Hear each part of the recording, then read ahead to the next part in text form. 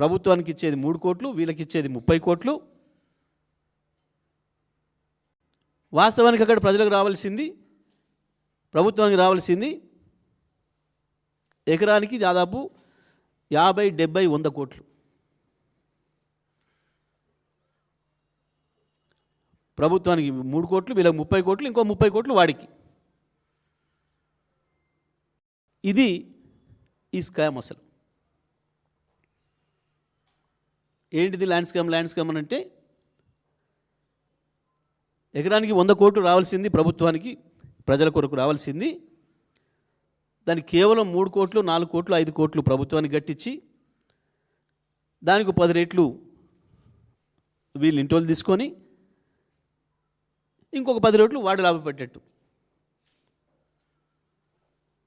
అంటే దాదాపు 10,000 ఎకరాల భూమి, 10,000 ఎకరాల భూమి ఈ రకంగా అన్యాక్రాంతం చేయబోతున్నాడు ఈ పాలసీ పేరు మీద. ఇంతకు మించిన దుర్మార్గం ఇంకొకటి ఉండదు. వాస్తవానికి ప్రతి సిటీలో, పెరుగుతున్న సిటీలో ఇటువంటివి వస్తాయి, కానీ వాటిని ప్రజల అవసరాల కొరకు తీసుకొస్తారు, వాడతారు. ముంబైలో కూడా వచ్చింది గతంలో ఈ సమస్య. ముంబైలో ఇటువంటి సమస్య వచ్చినప్పుడు ఆ పారిశ్రామిక వాడలన్నీ రకరకాల కారణాల చేత మూతపడతాయి. కాలక్రమంలో కొన్ని వాటి ఉత్పత్తులే అవసరం లేకుండా పోతుంది సమాజానికి, లేదా పాత ఇండస్ట్రీ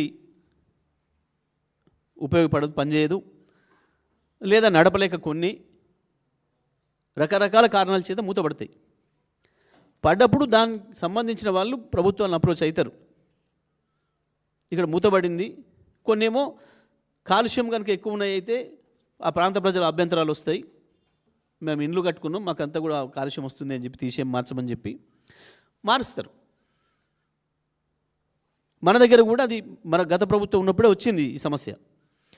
వచ్చినప్పుడు వాళ్ళందరూ కూడా మమ్మల్ని అప్రోచ్ అయ్యారు. మరి ఇట్లా ఉన్నాయి సార్, మేము మాకు అనుమతి ఇస్తే మేము వాటిని మార్చేసేస్తే పారిశ్రామిక ప్రాంతం నుంచి తీసేసి మా గ్రీన్ జోన్లోకి ఇస్తే మేము వేరే చేసుకుంటామని చెప్పి వచ్చాను. ఇస్తే మేము ఇవ్వమని చెప్పాను కేటీఆర్ గారు చాలా స్పష్టంగా. ఎట్టి పరిస్థితులు కూడా అట్లా మీకు ఇచ్చేవి కావు, మీకు ఓనర్షిప్ ఇచ్చేది ఉండదు, అవి ప్రభుత్వ భూములు, తిరిగి ప్రభుత్వం వెనక్కి తీసుకుంటుంది, ప్రజల అవసరాల కొరకు వాడుతుంది.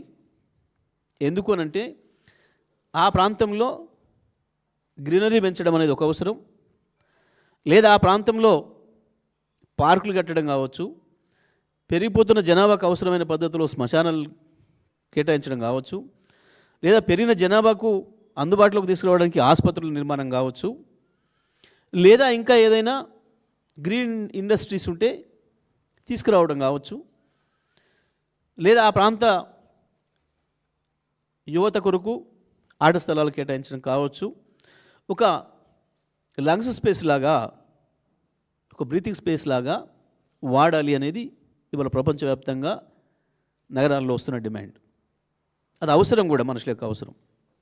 ఇవాళ మనం ఢిల్లీని చూస్తున్నాం, ఏ రకంగా కాలుష్యంతో ఇబ్బంది పడుతుంది. రోజుల తరబడి సెలవులు ఇవ్వాల్సి వస్తుంది ఆఫీసులకు, పిల్లలకు కూడా. ఇంట్లో నుంచి ఎవరు బయటికి పోకండి, జాగ్రత్తగా ఉండి ఇంట్లోనే ఉండి సురక్షితమైన గాలి పీల్చుకోండి, రోడ్ల మీదకి రాకండి అని చెప్పే పరిస్థితి. కానీ ఇవాళ ఇంత మంచి అవకాశాన్ని వదులుకొని కేవలం డబ్బు దందా కొరకు, తన డబ్బు దాహం కొరకు రేవంత్ రెడ్డి కావచ్చు, కాంగ్రెస్ ప్రభుత్వంలో ఉన్న మంత్రులందరూ కూడా బాధ్యులే. గతంలో ఇది ముంబైలో కూడా ఇష్యూ వచ్చినప్పుడు అప్పటి ప్రభుత్వం లేదు, మీరు 50% భూమి ప్రభుత్వానికి ఇవ్వండి, మీకు 50% భూమి కూడా మేము ఫలానా వాటి పెట్టుకోవడం కొరకే మేము అనుమతిస్తాం. ఆ పరిశ్రమలు పోయినాయి కాబట్టి కొత్తగా ఐటీ పరిశ్రమలు కావచ్చు, ఇతరమైనవి కావచ్చు, మళ్ళీ ప్రజలకు ఉపాధి కల్పించే పద్ధతుల్లో ఏ ఉపాధి కొరకైతే మీకు ఆనాడు మేము ఈ భూమి ఇచ్చినామో మళ్ళీ వాళ్ళు ఉపాధి కల్పించడం కొరకు మాత్రమే దాన్ని వినియోగించాలి అని చెప్పి వాళ్ళు తెలియ వాడిన అక్కడ. ఈ ప్రతిపాదన మా దగ్గరికి వచ్చినప్పుడు కూడా ఆ రోజు ప్రభుత్వంలో మేము ముగ్గురమే ఉన్నాం, కేటీఆర్ గారు, హరీష్ రావు గారు, నేను ఆ క్యాబినెట్ సబ్ కమిటీలో, ఇండస్ట్రీ సబ్ కమిటీలో. అది వచ్చినప్పుడు, ఆ చర్చ వచ్చినప్పుడు కేసీఆర్ గారి దృష్టి తీసుకుపోయినాం. లేదు ఇప్పుడే దాని మీద ఎవరేం తొందరపడకండి, దాన్ని తప్పకుండా ప్రజల అవసరాలకు వినియోగించాల్సిన అవసరం ఉంది, దానికి మంచి పాలసీ తీసుకొద్దాం, ఎట్లా వినియోగించాలి, గ్రీనరీ ఎట్లా డెవలప్ చేయాలి. ఆ ప్రాంతంలో ఇప్పుడు హైదరాబాద్లో ప్రధానమైన సమస్య శ్మశానాలకు సంబంధించి పెద్ద సమస్య వస్తుంది. అది చాలా భవిష్యత్తులో చాలా పెద్ద సమస్య అవుతుంది. ఆ ప్రాంతానికి పార్కులు కావచ్చు, ఆట స్థలాలు కావచ్చు, ఇవన్నిటి కూడా వాడాల్సిన అవసరం ఉంటుంది. ఇంకా ప్రభుత్వ కార్యాలయాలు పెరగాల్సిన అవసరం ఉంది, ఆసుపత్రులు రావాల్సిన అవసరం ఉంది చుట్టుపక్కలకు కూడా. ఇవాళ మనం ఆ ప్రాంతంలో ఎల్బీనగర్ ప్రాంతంలో ఒక పెద్ద హాస్పిటల్ నిర్మాణం చేయాలంటే అక్కడ ఉన్న మార్కెట్ని తరలించాల్సి వచ్చింది. మార్కెట్ కూడా ప్రజలకు అవసరమైనప్పటికీ ఆరోగ్య సమస్య ప్రధానమైంది కాబట్టి ఆసుపత్రికి ప్రాధాన్యత ఇవ్వాల్సిన అవసరం ఉంది అని చెప్పి మనం దాన్ని అక్కడ షిఫ్ట్ చేసుకున్నాం. కాబట్టి ఇట్లాంటి అవకాశాలు వచ్చినప్పుడు జాగ్రత్తగా తెలివిగా వ్యవహరించాలి, ప్రభుత్వాలు బాధ్యతాయుతంగా వ్యవహరించాలి. తొందరపడి ఎవరికి ఏం హామీ ఇవ్వద్దు, ఎట్లాంటిది కూడా చేయకూడదు. మనం ఉండనివ్వండి అని చెప్పి స్పష్టంగా చెప్పిన ఆ రోజు కేసీఆర్ గారు. కానీ ఇవాళ ఈ బాధ్యత లేని, సోయి లేని ప్రభుత్వం కేవలం రియల్ ఎస్టేట్ దంద మాత్రమే తెలిసిన ముఖ్యమంత్రి దీన్ని కూడా రియల్ ఎస్టేట్ దందాలాగానే భావిస్తున్నాడు తప్ప ఇది ప్రభుత్వం అని, ఇది ప్రజల ఆస్తి అని, దాన్ని మనం ట్రస్టీలుగా ఉన్నామన్న సోయి జ్ఞానం ఏమాత్రం లేకుండా ముఖ్యమంత్రి చెయ్యడం, దానికి మంత్రులు కూడా జమ కావడం. అయితే వాస్తవానికి ఇందులో మాకు తెలుస్తూ ఉంది, ఇప్పుడు ప్రారంభంలో ముఖ్యమంత్రి సొంతంగానే నిర్ణయం తీసుకున్నాడు. ఆ కన్సర్న్ డిపార్ట్మెంట్ మంత్రికి కూడా తెలియకుండానే జీవో ఇచ్చిండు. వాళ్ళందరినీ పిలిచి మాట్లాడుకున్నాడు, అన్నీ జరిగిపోయినాయి. ఇది బయటకు వచ్చిన తర్వాత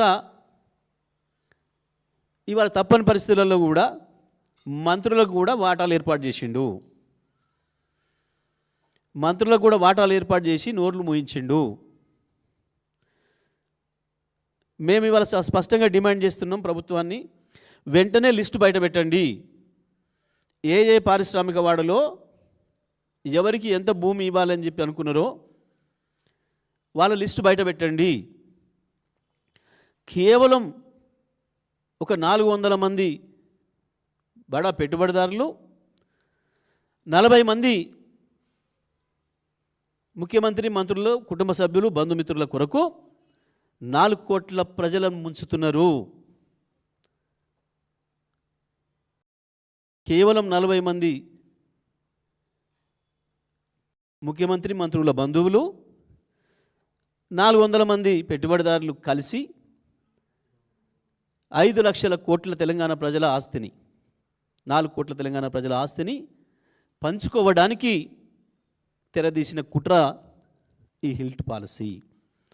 మేము డిమాండ్ చేస్తూ ఉన్నాం పార్టీగా, వెంటనే మొత్తం లిస్టు బయట పెట్టండి, ప్రజల ముందు పెట్టండి.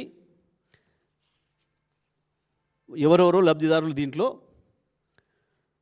50 గజాలు 100 గజాలల్లా ప్రభుత్వ భూమిలో పాపం దిక్కులేక గుడిసేసుకొని రూమ్ కట్టుకుంటే ఇద్దరు భార్య భర్తలు కష్టం చేసి హైడ్రా పేరు మీద దుర్మార్గంగా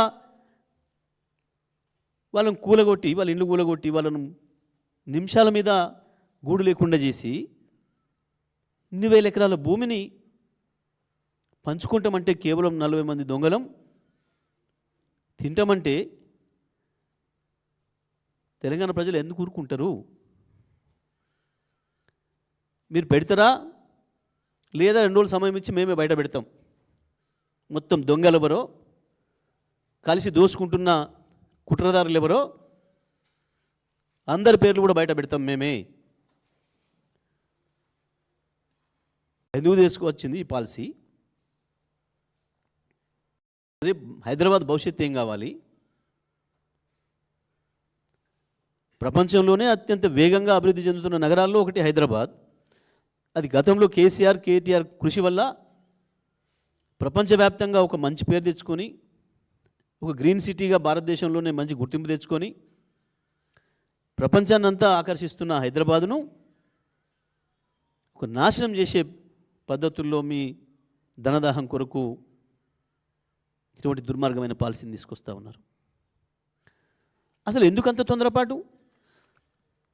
ఊళ్ళో ఒక 5 లక్షల రూపాయల పనికి కూడా దానికి ఎస్టిమేషన్స్ అని దానికి పైకి పంపి దాన్ని వెట్టింగ్ చేసి మళ్ళీ వచ్చిన తర్వాత టెండర్ కాల్ ఫర్ చేసి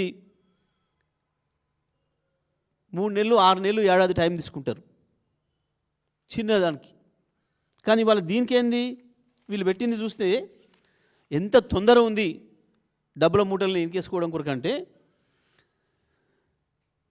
వారం రోజుల్లోనే అప్లికేషన్లు పెట్టుకోవాలి, వారం రోజుల్లోనే స్క్రూటినీ చేసేస్తాం, మరో వారంలో స్పెషల్ సిఎస్ ఆధ్వర్యంలో కమిటీ అప్రూవల్ చేస్తుంది, మరో వారంలో కట్టాల్సిన ఫీజు డిమాండ్ నోటీస్ ఇస్తారు, 45 రోజుల్లో డబ్బు కడితే పూర్తవుతుంది, నీది నీకు నాది నాకు, కథం, ప్రజల నెత్తిన శతకోపం. అసలు ఉంటుందా?